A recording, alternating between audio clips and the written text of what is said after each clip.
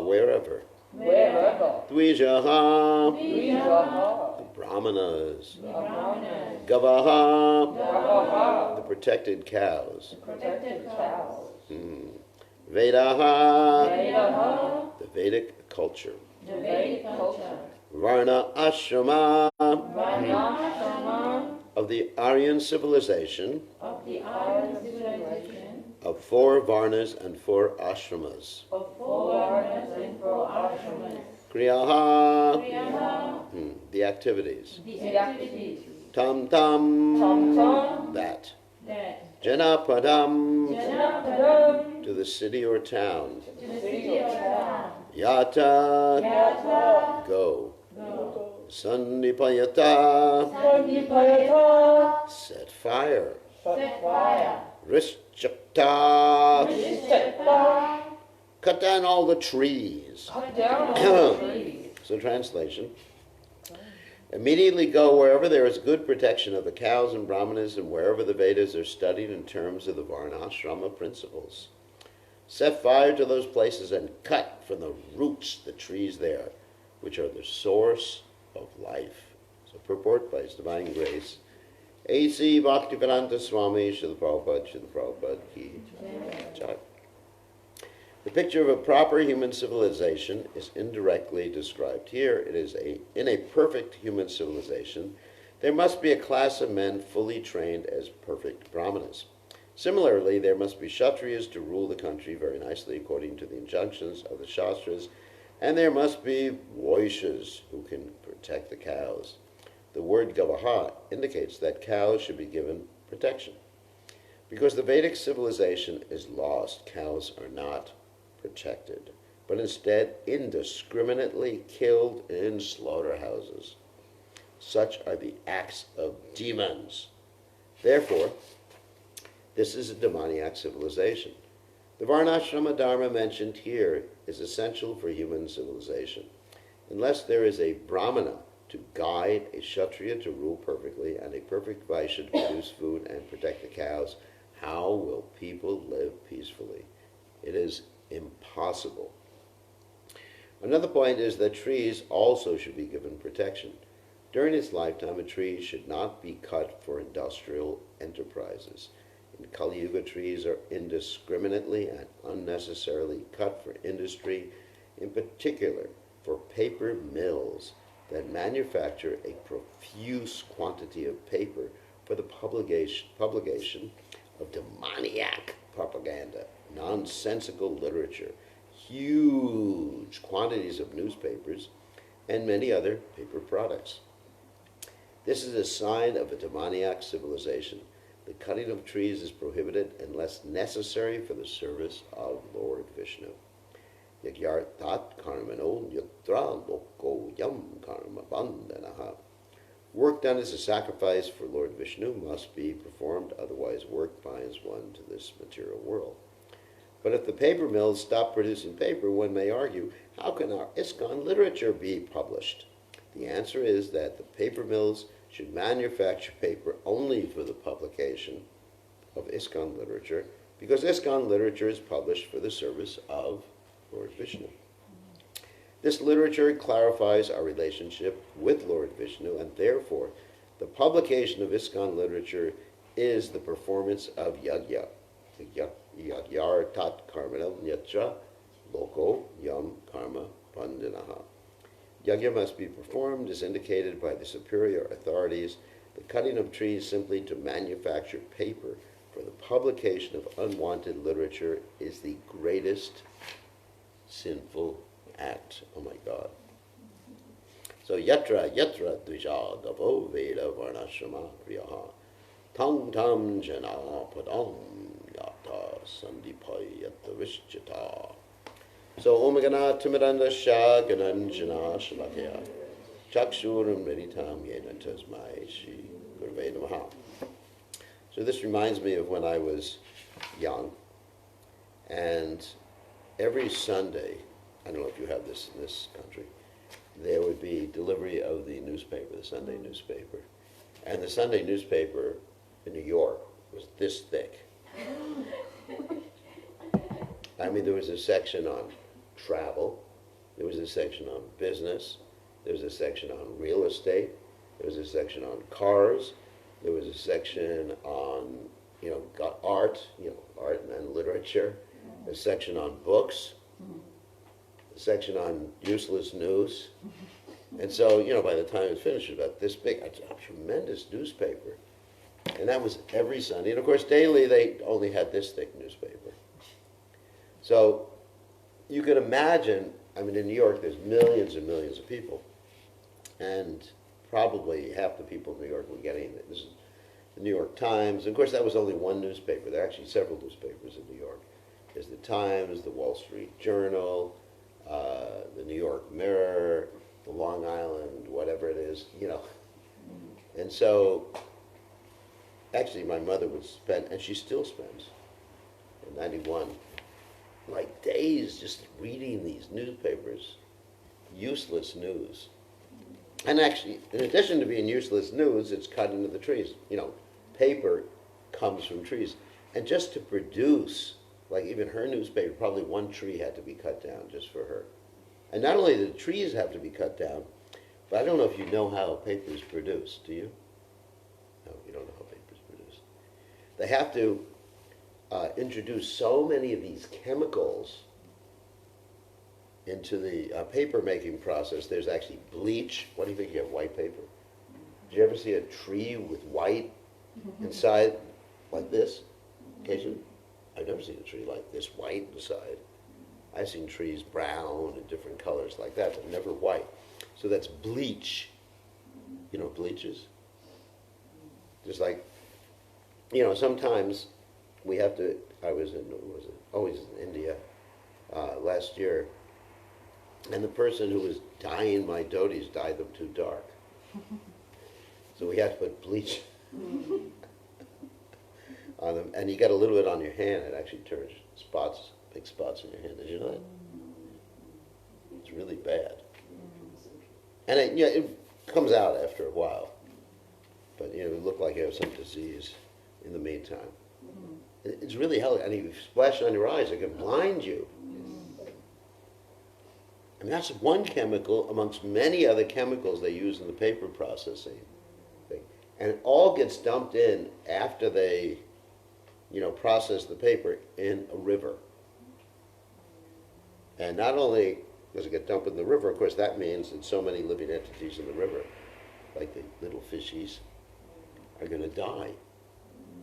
So you're, just by the process of producing paper, you're killing so many living entities. Of course, nowadays, people say, well, styrofoam, we shouldn't use styrofoam, because it's not ecologically good for the environment.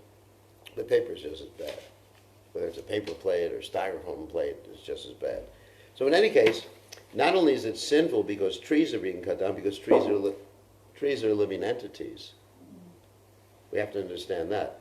Like, even if you're a vegetarian and you don't offer your food to Krishna, you're cutting and killing plants, right? Or broccoli. Actually, one time several times they've done an experiment with plants. They put some sort of electronic device on the plants, and the plants were feeling fear when someone was coming to cut them. And plants have consciousness. You can actually see that when the sun changes direction in different times of the year, like sunflowers especially. You ever seen a sunflower? It turns around and faces the sun. Yeah. It's really interesting. Yeah, that used to happen in our house every day. Big sunflowers. And they would just like turn. Yeah. Turn In the with morning they're with one the way, sun. and the afternoon we see them go another way. Yeah, they turn during the day. Yeah. And even there's plants that eat animals. There's a plant called the Venus flytrap. You ever heard of that Yeah. before? They They shut down. They eat animals. Interesting fact, they can only shut their mouth 3 times in their life. Oh. That's No? interesting. Yes, yes. Some, Yeah. Okay. General. Anyway, so the point I'm making is that the plants are living entities.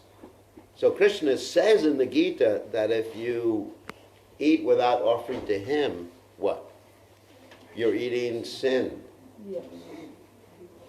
So we are not, like Prabhupada said, we should not say that we're so much that we're vegetarians.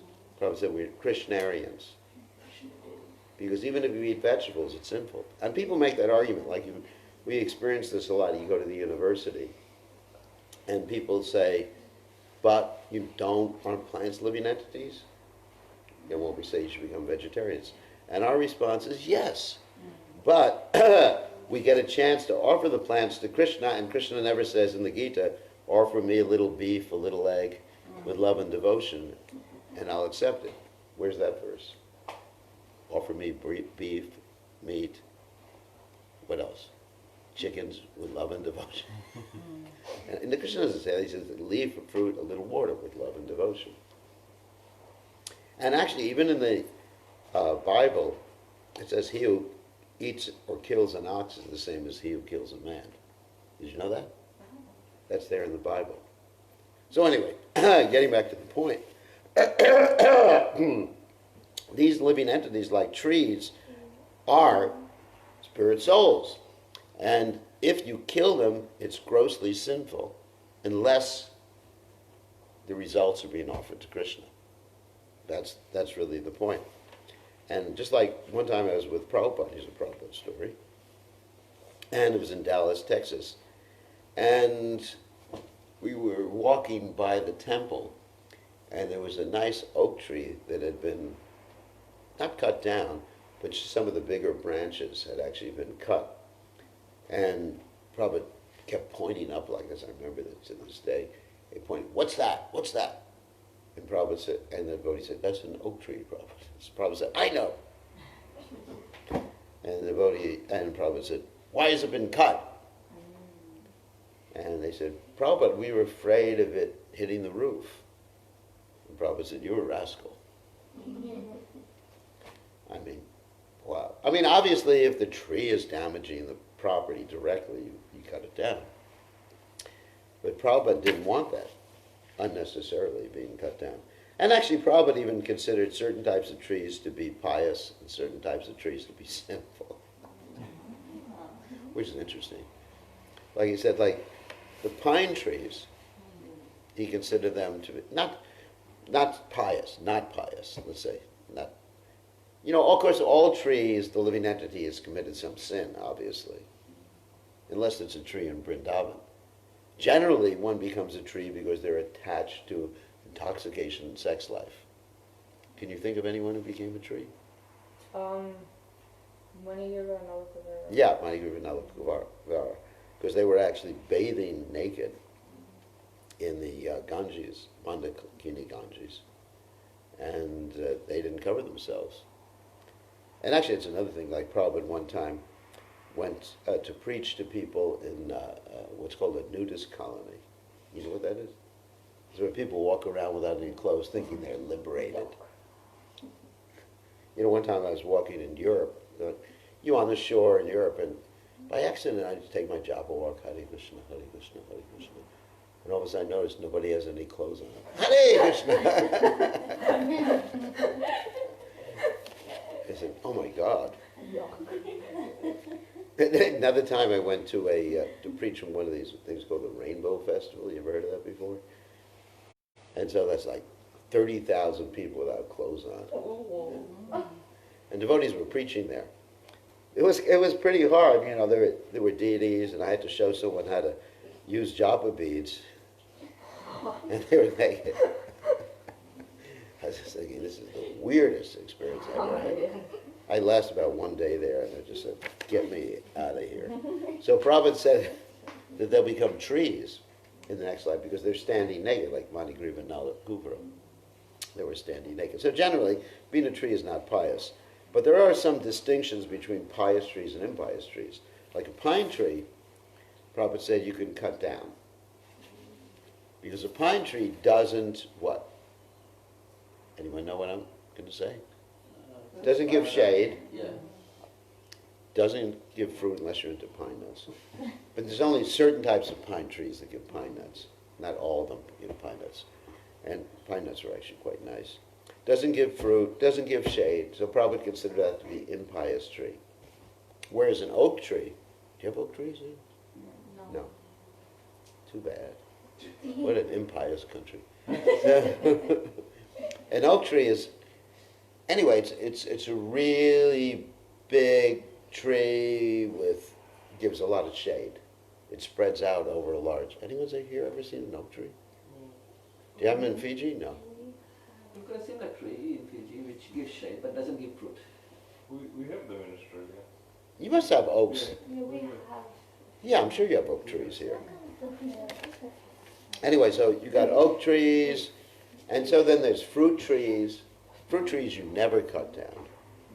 Pine trees can be cut down for building materials, Prabhupada said. And oak trees, generally because they give shade, or a tree that gives any sort of fruit should not be cut down. Prabhupada was talking about that.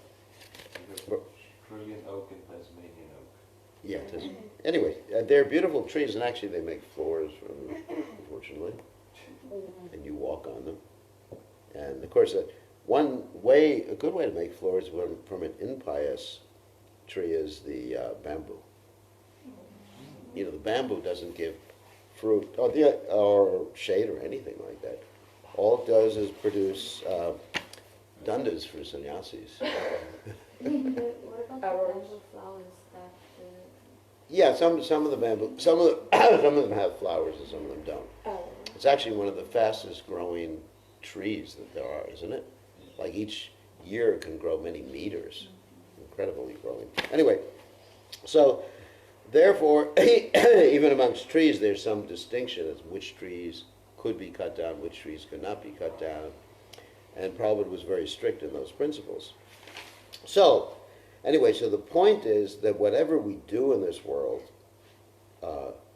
we are affecting other living entities. Even breathing. Did you know that? And if you are breathing without offering your fruits of your work and your activities to Krishna, that's sinful. Of course, you have the Jains who try to avoid breathing in any microbes. You know about that? They put a mask on their face. You ever seen them? But it doesn't work.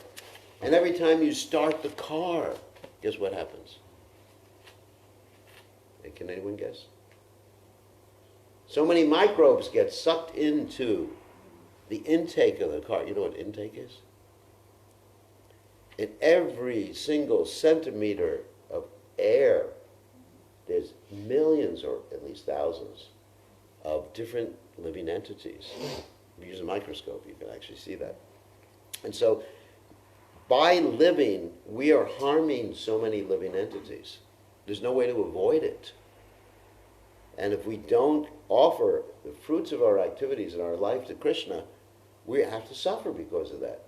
When you step on the grass, you're harming living entities. When you take your lawn, do you have lawnmowers here? Oh. Not here. It's all concrete anyway. You don't have to mow the concrete. It doesn't grow. You have a little grass. When you mow the grass, can you imagine if I took a big machine over your head and I guess all the hair is a living entity, each hair, a living entity, because it's growing. I mean, so you're committing volumes of violent activities just by living. I mean, here Prabhupada talks about, newspapers, which is obviously violent, polluting the environment and everything like that. But even just breathing, going somewhere in a car, the electricity, using the electricity. Where's the electricity coming from? Where does it come from, Keshav? Many different power sources. So, for example, nuclear energy, renewable energies. For example, wave energy, geothermal energy. Yeah, but what about burning coal? Yeah. Do you have coal? I understand here in Australia you have quite a bit of coal, right? Yes. Yes, so we use a lot. So you're burning coal. 92%. 92% is coming from coal burning. So living entities are being hurt there. And actually coal and oil, where does coal and oil, why don't you tell us? Sorry? Where does coal and oil come from? Coal is from the ground. Mining. Yeah, but what is it previously? Oh, Trees. It's trees. Trees. And oil was living entities. The sapwood, which is who could be made. Over millions of years, the oil has actually been produced from the bodies of living entities, whether you know that or not. But it's organic. It's a carbon. Practically anything that's carbon-based comes from a living entity. Not everything, but practically anything that's, almost everything that's carbon-based. And you're burning carbon compounds. That's why you get CO2 or COO, carbon monoxide, carbon dioxide. Did you know that? So anyway, the point I'm making is, it's a cruel world. And we should be Krishna conscious to avoid harming other living entities unnecessarily. That's the point Prabhupada is making here. So Prabhupada here says something really radical, that the only use of trees or the only use of paper is to produce Krishna conscious literature. I would expand on that. I would say, and other literature that is useful in Krishna's service. Obviously, there's other literature, how to do books, how to do RT, or, how to fix your car if you're going to use in Krishna's service. So that I would expand that. Because when we're talking about Krishna consciousness, it means direct Krishna consciousness and Krishna service. So we're not being so radical to say that only Bhagavatam should be published. But anything can be used in Krishna service to educate people. Learning languages, learning history, obviously. But not useless literature like these stupid newspapers that we were talking about before the other devotees came. Piles and piles of newspapers that they produce. And even if they say, well, we're recycling the paper. You heard about this before? Yes. But the way they recycle the paper is using these hellish chemicals again. It's not that they just recycle the paper and they chant Hare Krishna and the paper turns white again. But they have to dissolve the newspaper using all these hellish chemicals, some sort of acid or whatever they use, and then use bleach again, and then pollute so many other streams, and so many more animals get killed in the stream. So many streams get polluted. Did you know the paper making process is pretty bad? Pretty bad process. And so, therefore, better to do everything for Krishna. Otherwise, it's sinful. Okay, and that's the point here. So, any questions or comments? Yes? So you were saying that, how in the Bible it says killing like an ox is the same as killing like a man? Yeah. So in school we were doing the 10 Commandments in Christian studies, and then one of the commandments... Thou shalt not kill. Yeah, so I asked the teacher, if that's a commandment, he was like, you should follow all the commandments. I was like, then why do we kill animals? He was like, oh, but then Jesus said that you can eat a certain type of hooved animals. When did Jesus say that? See, I don't know that. It's nowhere in the Bible. Nowhere in the Bible does Jesus say you can eat certain But then my teacher said that you can eat only certain types of hooved animals. Oh, so he was referring to the Old Testament has it's called Leviticus, as part of the Old Testament. It deals with the laws of what's called kosher, which is similar to halal. The same thing, actually. That's where the Muslims got their particular laws. That it says you can't eat animals with certain types of hooves, like the fish. Not the fish. I like the pigs with the cloven hooves. That's Leviticus. And when you kill the animal, you have to kill it in a certain way so it doesn't chant Hare Krishna. No, so it doesn't feel pain. You have to kill it quickly, humanely. But those injunctions are there. Jesus did not recite those injunctions. He actually was Jewish, and the Jewish people followed the injunctions, but Jesus Christ himself did not advocate kosher killing. But the kosher injunctions or the halal injunctions are there for those who are going to eat meat to limit their meat consumption. You understand? It's just like if you have laws about, let's say, buying alcohol, where you can buy alcohol. Like if you wanted to buy alcohol, could you buy alcohol? No. Why? Under 18. You're under 8. What age is it here? 18. 18. I guess you're just waiting till you. Get to that point. So, like if you want to buy alcohol, you can't because you're too young. And if I wanted to, I couldn't because I'm too old. No, not really.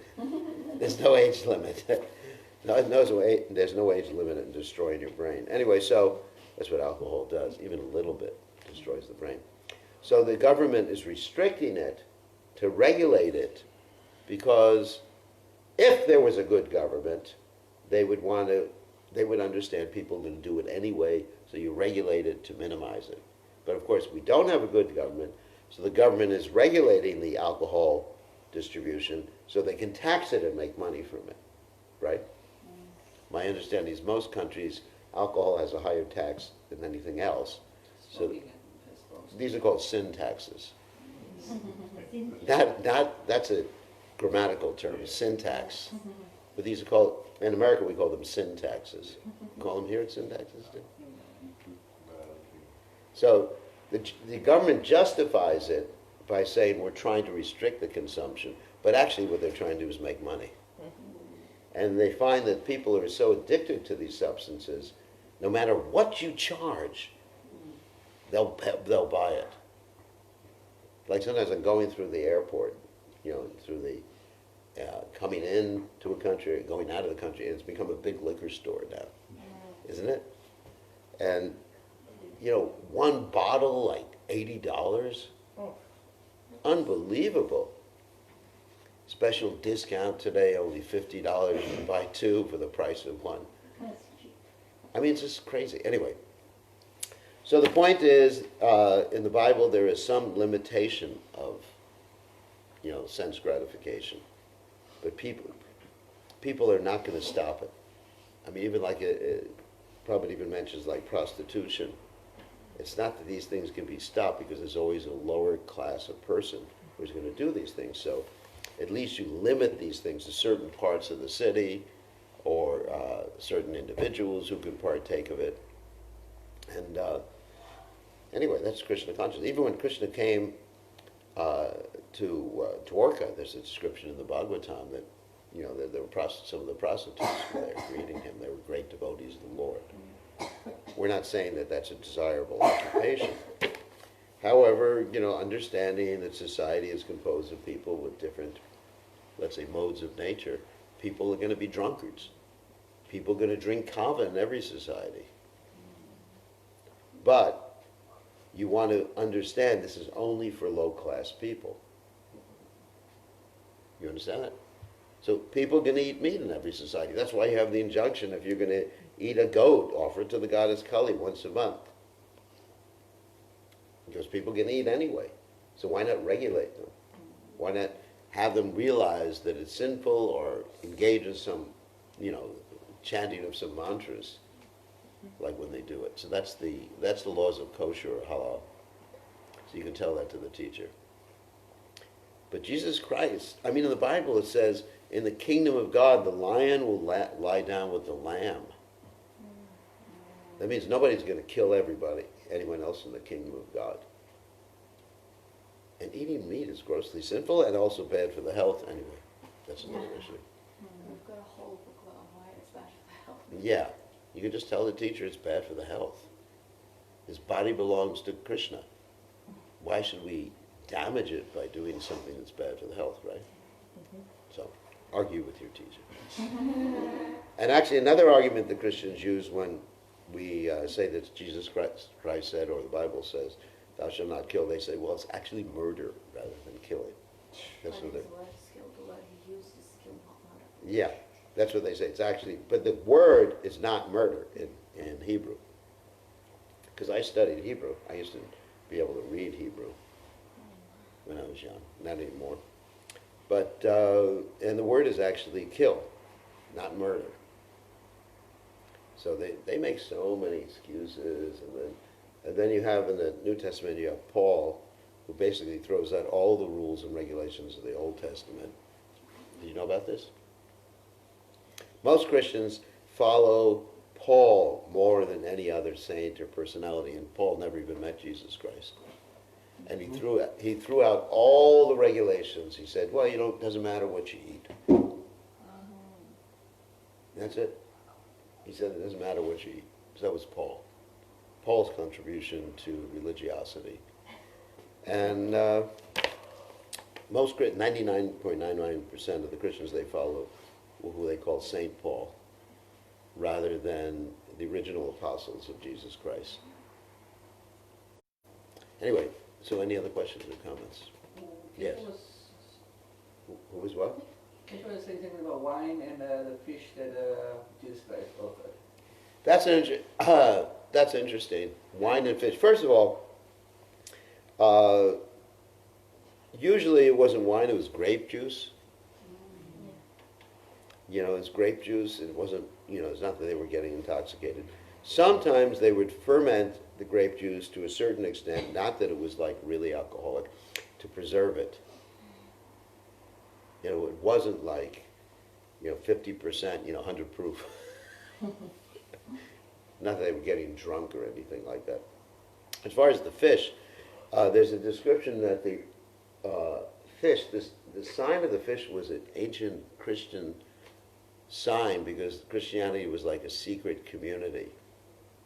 And so the fish, you actually see in the ancient Christian inscriptions, there's actually a fish there. Not because they ate fish, because it was the sign, like a secret sign when you meet someone, like a secret ring, like Masonic ring or something like that, that they would do that. And also, Prabhupada said, if they were in a place where there were no vegetables available, which is probably where they were, because if you go to the desert area, there's not many stalks of broccoli, mangoes, or anything else growing. And basically, you may have to eat some animals in a circumstance like that. Like if I was marooned in the South Pole, somehow or other I got there, and marooned there. You know what maroon means? Stuck. Stuck. Yeah, maroon means nobody else is around to save you. I would have to eat fish just to survive. So there's a law of survival. In that case, yes. If there's no vegetables available, then you just have to eat whatever's available to stay alive and preach Krishna consciousness. Just like there's a story about, this is an interesting story about Viswamitra one time. There was a drought and no vegetables were growing. Anyone's heard this story before? And so, oh my God, this is a horrible story, but it's in the Mahabharata and the Ramayana. So there's a big drought, he's hungry, getting ready to die, and then he goes into a Malecha's house, and he sees there's, oh my God, the hind portion of a dog hanging out, because the Malecha was eating. I told you you wouldn't like this story. So he's hanging there, like the meat eaters, they hang meat sometimes. If you go past the restaurants or something, there'll be a slab of meat. And so he says to the Malecha, I'm hungry, I'm going to die. And Malecha says, you're a Brahmin, you're not supposed to do this. So there's an argument back and forth, back and forth. Finally, he convinces the Malecha, and he takes it, and he has to live. So it's not considered sinful in that particular case. Prabhupada said, if one has to eat meat, one could eat a lower creature, not the cow. Never eat the cow. But if it's a question of you're dying, what are you going to do? Right? Would you die? You'd have to eat the fish. Or if you're in the South Pole, a penguin. Oh no, too cute. But fortunately, we are not in that circumstance. You can go to your neighborhood supermarket and get all sorts of fruits and vegetables from all around the world. But, survival, you have to do things that you ordinarily wouldn't want to do. But you have to engage in Krishna service. It's not you survive just for the sake of surviving. But if you're not engaged in Krishna's service, the point is, even if you're eating vegetables, it's sinful. You'll get karma. Of course, the karma is not as heavy as when you're eating meat. That's heavy karma. But still, there's some karma. Jivasa, jivasa, jivanam. One living entity exists by eating or consuming another living entity. Okay. Any other questions? Yes. This is good again. This trip you've been talking about Varnashram. Varnashram, yeah. So thinking, what's the thought process? Because we are saying in ISKCON, Yeah. trying to be Vaishnavas and cultivate Brahminical qualities. So if we have the four, the Shudras and the Vaishyas, Yeah. so with those qualities, like how do you be a devotee and Well, you still try to cultivate Brahminical qualities, but you're attracted and accustomed and good at a particular type of work, which will keep you happy when you're doing that work for Krishna. For example, let's take yourself. Like, what are you attracted to doing? What do you like to do? contracts? Cornflakes? Contracts.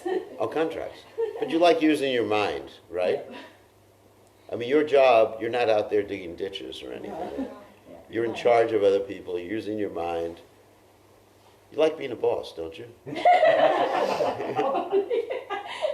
Isn't it?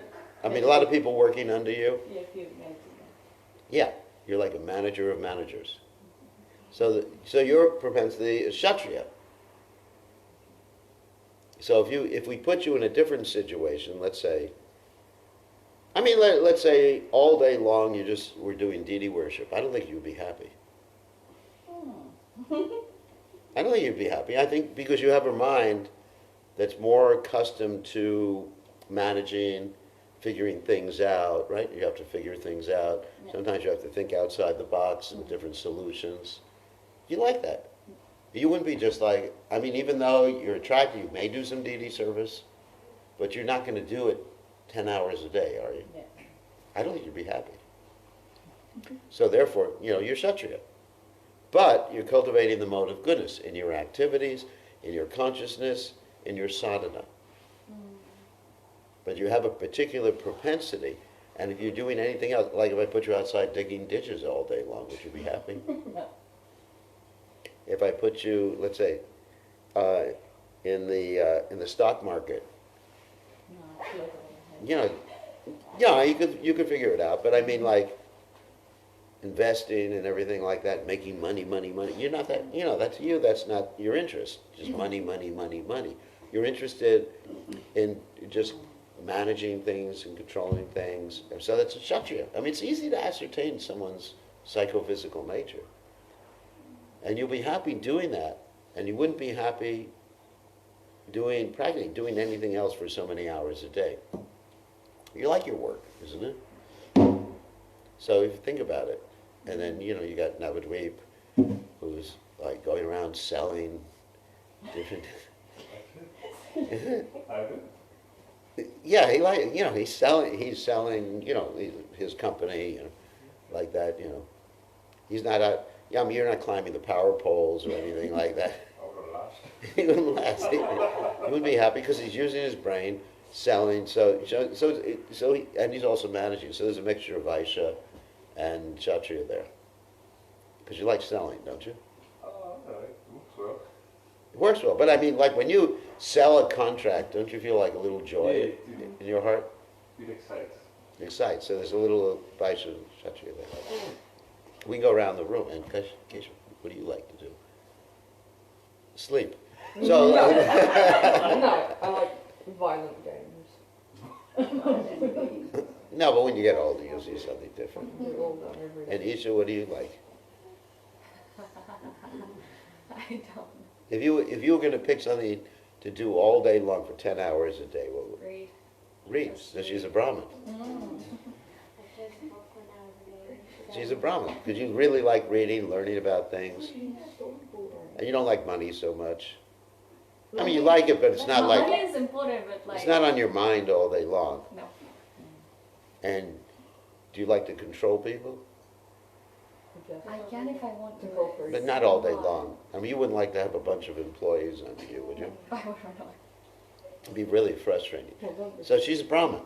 And it's easy to understand people's nature. And it's not that one is better than the other, it's just everybody's different. Arjuna is a pure devotee. And he liked to protect, he liked to fight, he was chivalrous. These are all the Kshatriya thing. Kshatriya really wants Dharma, wants to do the right thing, to be honest. Just like Yeah, so if one is a Kshatriya, then that's the mood of being honest.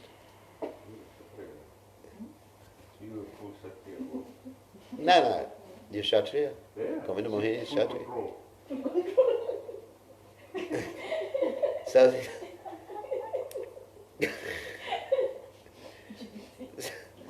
So, so she may be a Kshatriya, I don't know. Oh. I don't know. So what can you do all day long and be happy? Oh, I know. Sit on the computer all day long. That's what I He can do that. No, it's I not. do So, that for 2 years. you can do different things on the computer. It's not the computer itself indicates one's varna. Planning, thinking. Thinking, planning, managing. So that, like Kshatriya type of stuff.